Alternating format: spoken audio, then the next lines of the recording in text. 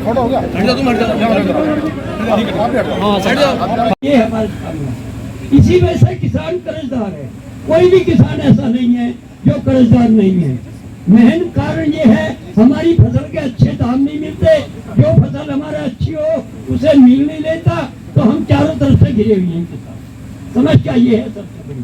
दूसरे, हमारे भाव अगर अच्छे होंगे, अब 15 साल इस गवर्नमेंट को होगी, सिर्फ एक साल में 20 रुपए बढ़ाए, तो क्या बढ़ाया? और लागत हमारी, लागत जो है वो हमारे गन्ने के भाव से कई गुना फालतू है। आप 1 बीघे का एस्टिमेट लगा के देख लें, हमें टोटा है जी 335 रुपए का टोटा 1 बीघे का पड़ रहा हमें। तो हम कहाँ से खेती करेंगे? हमारे बच्चों का मोह खेती से खत्म हो गया। कहीं कहें मजदूरी तो करें। आज जंगेथा गांव में अपने किसान भाइयों के बीच हम लोग आए हैं और कृषि वैज्ञानिक भी आए हैं। ये आए एक टीम के रूप में है ताकि किसानों से चौपाल में भी बातचीत हो और उन्नत खेती के लिए मिल के सब और प्रयास किए जा सके उत्पादन बढ़ाना, उसकी लागत घटाना, उत्पादन का ठीक दाम देना और नुकसान ना हो इसका इंतजाम करना, ये इसका उद्देश्य है। वहाँ बैठ के ठीक से चर्चा करेंगे, क्योंकि चर्चा हमारी अभी यहाँ किसानों से हुई है। एक समस्याएं रही किसानों की।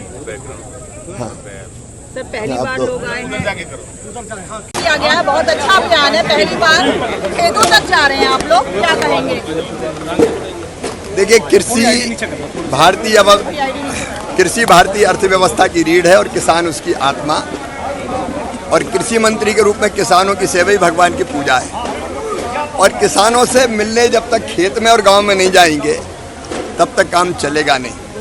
और इसलिए चाहे कृषि मंत्री हो, चाहे वैज्ञानिकों का अमला हो और चाहे कृषि विभाग हो, हमने तय किया कि खरीफ की फसल के पहले किसानों के बीच जाके बैठें, उनसे चर्चा करें और चर्चा करके उत्पादन और कैसे बढ़े, लागत कैसे घटे, वैज्ञानिक उनको भी बताएं। जो नए वैज्ञानिक रिसर्च हुए हैं, शोध हुए हैं, नई कृषि पद्धतियां हैं, तो वैज्ञानिक भी जानकारी दें और किसानों से भी समस्याएं समझें और फिर उसके समाधान निकालने की कोशिश करें। ज़रूरत पड़े तो नए रिसर्च किसानों के कहने पे होना चाहिए। जैसे यहाँ कह रहे हैं कि गन्ने की एक वैरायटी में रोग लग गया, लाल सड़न, वो लग गया। अब उसमें अरे अपन तो रेड रोड का है को लाल सड़न ही कहे, अपनी जनता जो कहती। तो उसमें 2 ही तरीके हैं, या तो किसान कह रहे सामान्य वैरायटी विकसित करवा के उसी में कुछ करो और वो लेने लगे, या फिर इसमें रोग कैसे खत्म हो। अब ये जब यहाँ आए तभी पता चला ना।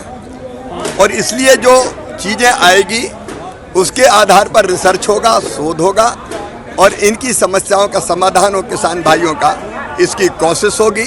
यही उत्पादन बढ़ाने का, लागत घटाने का और किसानों की आमदनी बढ़ाने का उपाय है। और इसलिए ये विकसित कृषि संकल्प अभियान प्रधानमंत्री जी की प्रेरणा से चल रहा है। सर, आपने कहा कि कानून बनाएंगे और नहीं, यहाँ अगर कोई नकली दवाई बेच रहा है जी तो कड़ी सजा मिलनी चाहिए, उसका प्रावधान अगर नहीं है। अभी बताया कि बहुत कम सजा मिलती तो पता ही नहीं चलता, थोड़ा सा जुर्माना हुआ और छूट गए। अगर ऐसी स्थिति है कि कोई नकली दवाई बेच रहा थी तो बहुत खतरनाक है। अच्छा सर, एक अभी आपने देखा कि अभी आंधी आई थी, खास तौर से पश्चिम उत्तर प्रदेश के किसान परेशान हैं, आपको ज्ञापन भी दिया। आम की फसलें बर्बाद हो गई, बागवानी किसान परेशान हो गए। सरकार की तरफ देख रहे हैं कि सरकार हमारी कुछ सुनेगी, बहुत ज़्यादा 2 ही तरह की चीज़ें करेंगे। एक, तात्कालिक रूप से RBC 6-4 और बाकी योजनाओं के तहत जब फसल का नुकसान होता है तो उसकी भरपाई का प्रावधान है, तो वो भी करेंगे जी। दूसरी बात यह है, जिनने फसल बीमा करवाया है तो उसका लाभ मिलेगा। और दूसरी बात यह है कि अब बदलते हुए मौसम के कारण हमको ऐसी फसलें विकसित करनी पड़ेगी। अब बताओ, मई में कहीं इतनी बारिश होती थी? मई में सावन भादो हो गया, तो हमको फसल की ऐसी वैरायटी भी तैयार करनी पड़ेगी जो या तो इस आंधी में ना गिरे या फिर मौसम थोड़ा जी इसके आसपास आ जाए, तो दोनों तरह काम हम करें। सर, एक आखिरी सवाल मेरे हैं, ममता बनर्जी ऑपरेशन सिंदूर पे सवाल खड़े कर रही हैं, कह रहे हैं कि देखो, अभी तो हम किसानों के बीच खड़े हैं जी।